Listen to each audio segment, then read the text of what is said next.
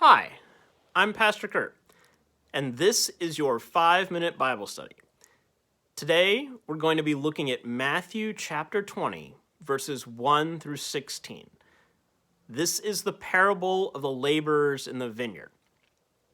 So, a real quick recap of the plot of this parable and how the story flows.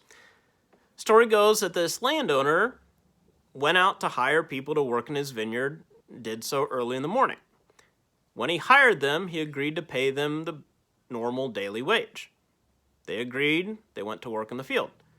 Then, at about noon, he hires more people. Middle of the afternoon, he hires more people. At the end of the day, like 5 o'clock, he hires another group of people. Well, then the workday is done, and it's time to give the people their pay.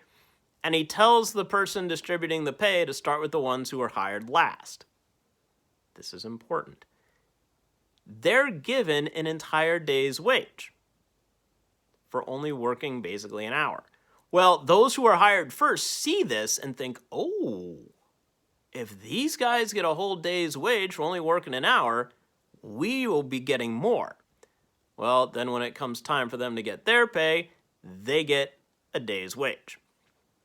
Then they throw a fit and they complain to the landowner. But the landowner says, isn't this what you agreed to work for? You work a day and you get a day's wage? Well, but they get all furious that those who were hired last get paid the same as them. They're basically saying it's not fair. We worked all day long under the scorching heat. We're exhausted. These guys only worked an hour and you gave them a whole day's wage? What about us? We deserve more. Sometimes that's how we think too. Imagine that you've worked so hard for something, but then somebody else with very little effort or very little energy or very little time spent, they get that thing too. This thing that you've worked so hard and so long for, and then it just comes to them right away. It doesn't seem fair. It doesn't seem right, does it? The last had to be paid first so that the ones hired first would see it and then throw a fit about it. If they were paid first, they would have got their normal daily wage, walked off, and wouldn't have known what happened with the other workers. They had to see that these other ones got the same amount of pay. In our world, sometimes we don't like that. We think that you have to earn something, that you have to deserve it. Well, that's not how the kingdom of God works. An interesting way to read this parable is to think of yourself not as the first hired, but the last hired. Think about it.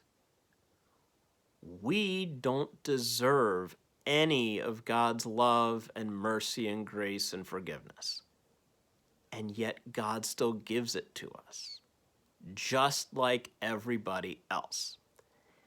And think about kind of the context of who's hearing this parable. Jesus is talking to his disciples.